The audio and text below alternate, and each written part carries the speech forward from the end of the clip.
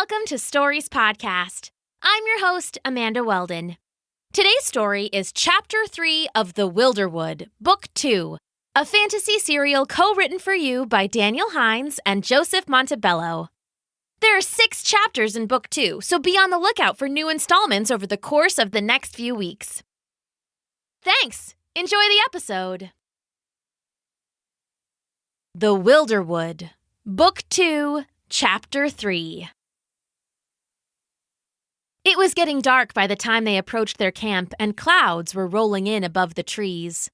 Lochlan was forced to admit to himself that he was lucky to have Waxham along.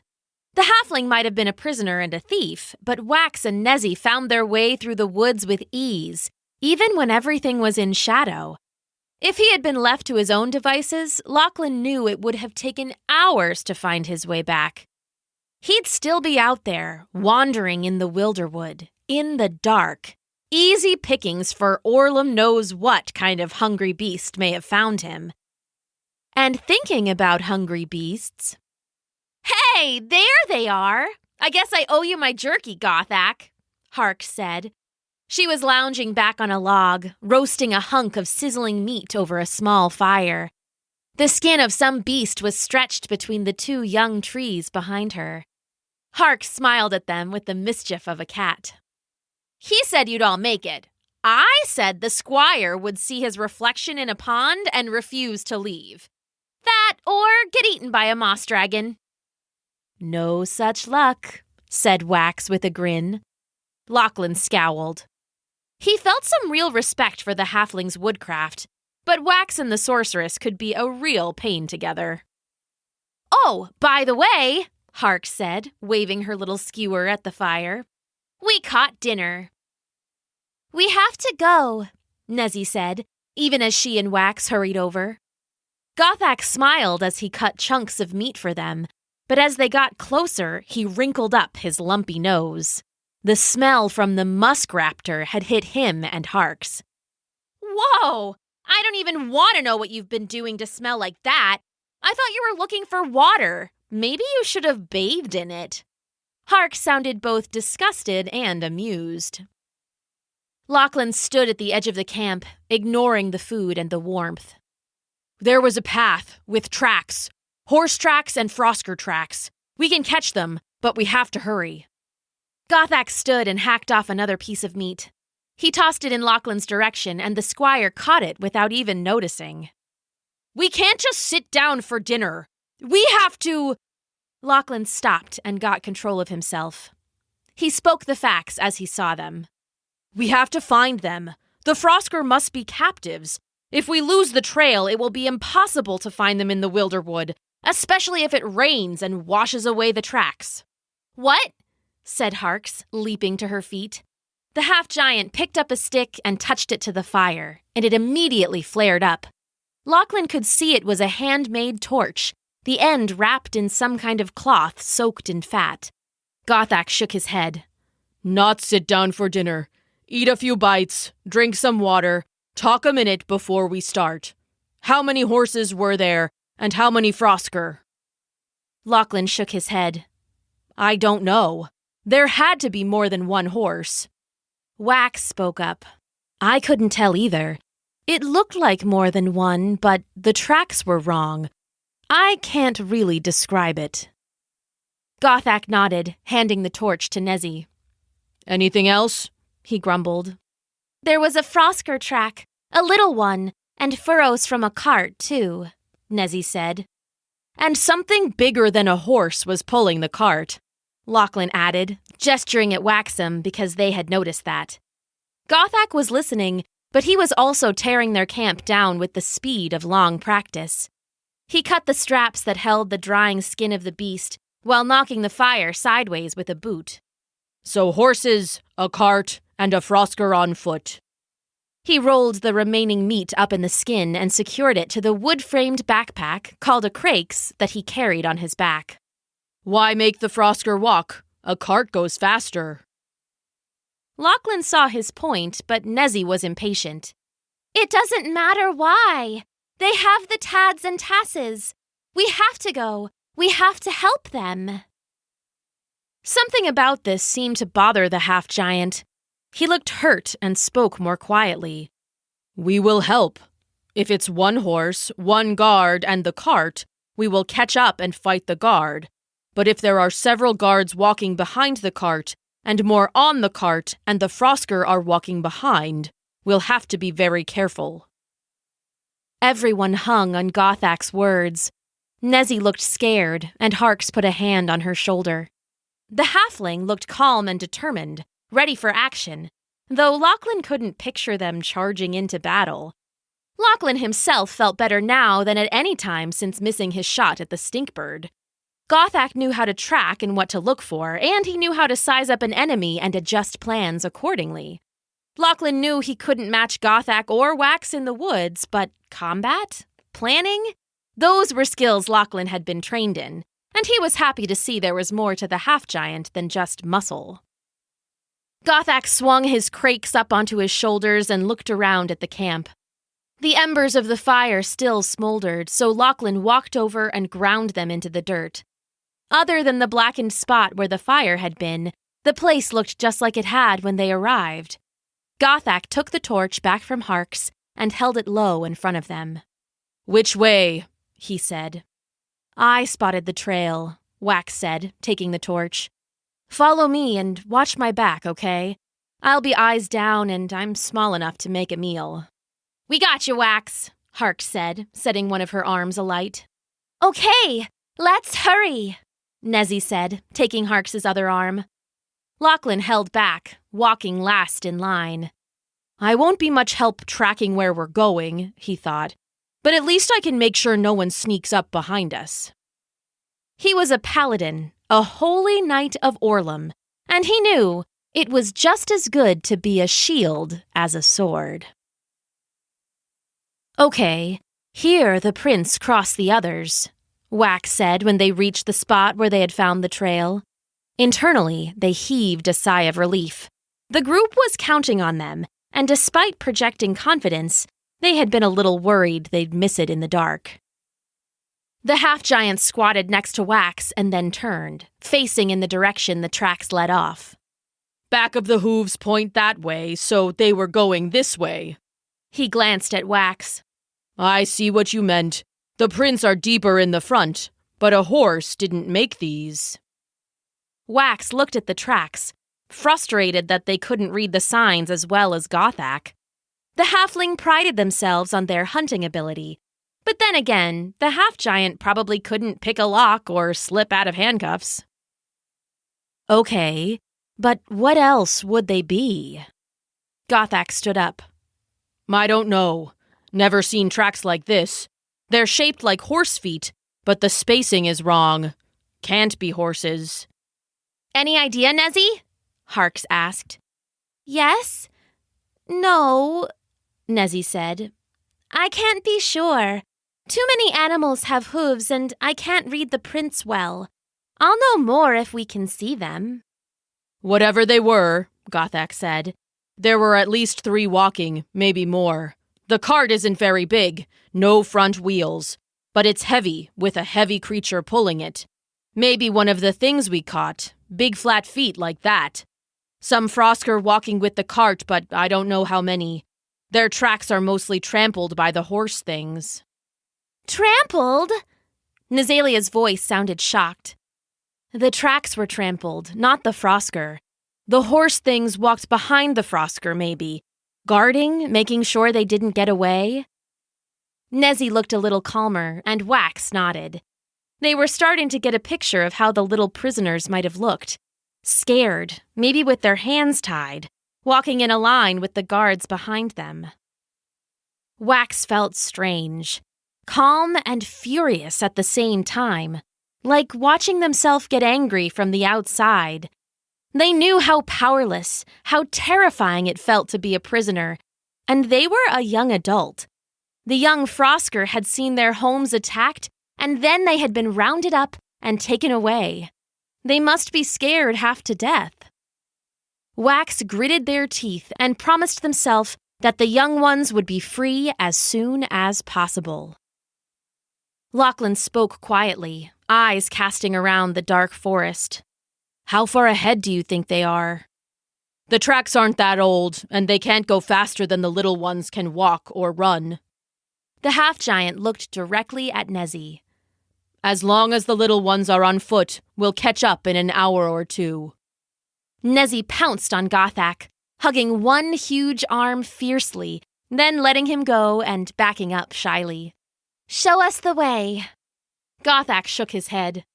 The markings are easy to see here, and we don't need to read them, just follow. Is it true elves can see in the dark? It is, Nezzy nodded.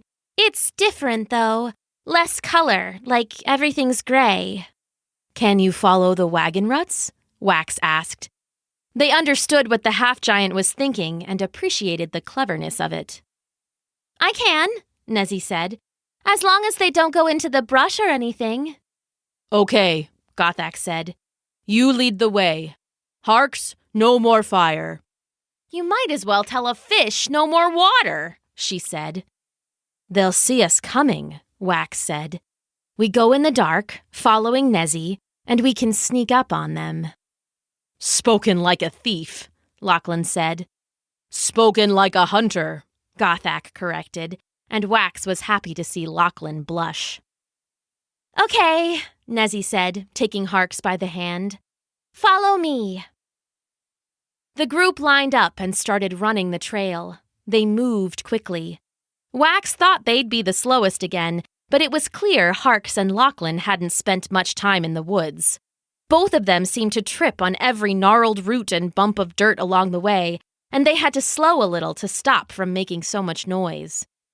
The path wound through the woods, and after a while, Wax realized that they weren't just tired from running. The path was heading up a long hill. Not steep, but still making all of them huff and puff for breath. To make matters worse, a light rain started to fall, dripping through the trees and making the path soft and slippery, but they kept going.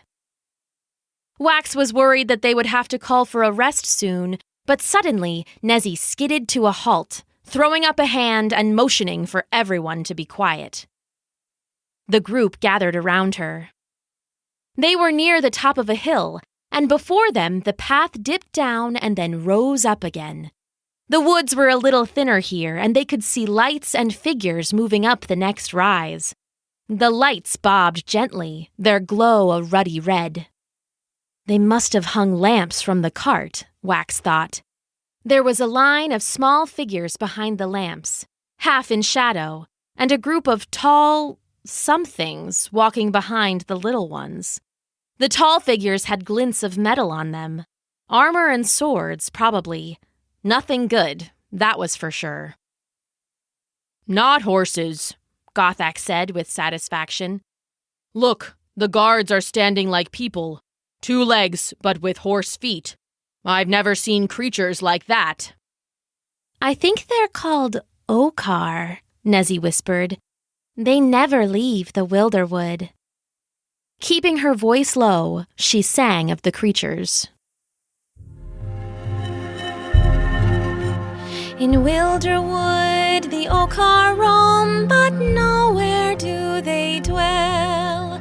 A campfire's all they call home, in clearing or in dell. They're callous, cruel, and quick to fight, with fur to fend off thorn. They hunt by hearing, not by sight, defeat them by the horn.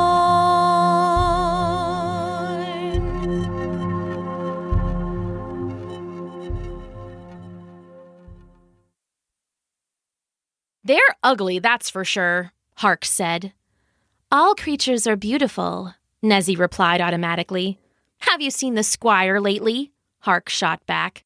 Hush, Wax said, stifling their own smile. Hunt by hearing. We need to be quiet. If we run to them and they hear us, they might put the little ones in the cart and send it ahead, Lochlan said. We can't just run up and be sure to get them. We need a plan. We're listening, Nezzy said. The cart is tied to the creature. Thunder Beast, Nezzy put in. Lochlan nodded and continued. It's tied to the thunder beast with a rope harness.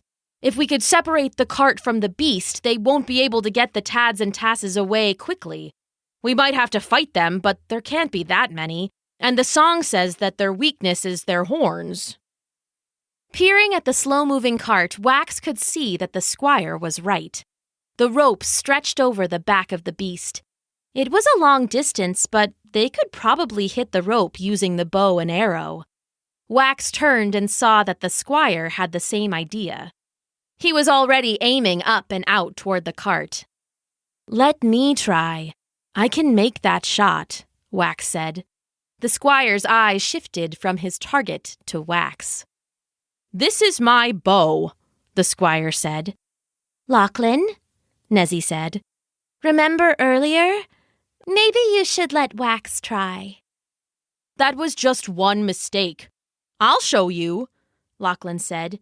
"You all be ready to run in. Remember, go for the horns." Gothak nodded, opening and closing the sharpened end of his metal arm with a dull clink. Nezzy readied her wand and smoke billowed in gentle puffs from Harks's hands. Wax wanted to argue. They had been the best shot among all of the halflings. They had made the shot, the one that had ended a war and got them sent to prison, but of course they couldn't say that. If they did, they'd have to admit, well, it didn't bear thinking about. "Ready?" Lochlan hissed, drawing back the bow with a creak. "Go!" The bow thwumped and the arrow sped silently into the night. The group started to run forward, but they only made it a few strides. Even on the run, Wax's sharp eyes caught the glint of lamplight off the arrowhead as it hurtled down, missing the cart and the harness rope entirely and sinking into the ground off to the side of the thunder beast's head. "Harfa!" one of the Okarr cried, the voice high and raspy, and 3 of them charged down the hill toward Wax and their group. Torches were lit, and Wax saw a huddled bunch of small Frosker being lifted into the cart by the rest of the Okarr. Wax and their friends charged on. Gothak raised his spear and his metal hand. He bellowed a battle cry, all fury and no words, deep and loud as a dragon. The Okarr winced and slowed at the sound. The approaching trio of creatures spread out quickly and made pitching motions, though Wax couldn't see what they were throwing. "Spears!" Lochlan yelled. He stopped and raised his shield, quietly saying something about Orlum. His shield gleamed with a fierce blue light in the darkness. For a moment, Wax saw the impression of the shield's mystic energy spreading up and out to make a thin wall of light. The first spear hit that light and bounced aside, but it faded as quickly as it had begun, and the other spears fell among them. Gothak leapt sideways to dodge a spear that would have hit him. Lochlan tackled Harks, knocking her over, and the spear that would have hit her slammed heavily against his metal shield and fell harmlessly to the ground. Wax picked it up. It was short enough for them to wield. It was made of a dull, heavy metal. Not pretty, Wax thought, but it'll be more useful than Harks's knife in a fight. They looked up to see that the 3 Okarr were rushing at them. The wagon full of Frosker escaped over the hill. "Look out!" Nezzy shouted. She brandished the wand that had grown from her mother's tree. A pale green light washed out from it, and grasping roots clutched at the Okarr. 2 of them were grabbed and slowed, but the 3rd leapt clear. "No!" Gothak bellowed, rising to meet him. The Okarr straightened up, its legs and arms seeming to unfold and become longer. It was suddenly towering over the half-giant, and when its spear flashed down like a bolt of lightning, Wax thought the big guy was done for. But somehow, Gothak slipped sideways past the deadly point of the spear, using his own spear to parry, and crashed his shoulder into the Okar's stomach. The effect was immediate. The Okarr was knocked down flat on his back, long limbs flailing as he fell. Gothak was on him at once. He pinned the Okar's spear arm with a boot, then bent to close his metal grasper around one of the thin horns on the Okar's head. He wrenched it sideways, and the horns snapped off. That'll be it, Wax thought. Got him right at the weak spot. If that was true, though, the Okarr didn't seem to notice. It rolled backward and then lashed out with its hooves, catching Gothak in the stomach and sending him flying. The half-giant landed on his hands and knees in the muck. The Okarr took a step forward, but then Lochlan was there. The creature's spear screamed off his shield, and then the squire's sword came swinging in a flurry. "The cart!" Nezzy cried out. Wax looked from the fight in front of them to the wagon full of tads and tasses disappearing. The lamps had been thrown from the cart as it continued forward, and it was soon lost in the darkness. When Nezzy lost focus on her spell, the other Okarr broke free of the roots and advanced towards them. Gothak stood and backed up toward his friends, falling in beside Lochlan. "There are more coming down that side, and breaking the horns didn't work. We don't want to meet them here. Go back, up the hill, quickly." Nezzy took Harks' hand and helped her up off the muddy ground, and Wax and Gothak ran with them up the hill. Lochlan used his shield to batter his opponent back, and then slung it over his shoulders as he ran behind the others. He followed quickly, staggering once as another spear glanced off his armored back and crashed into the night. To be continued.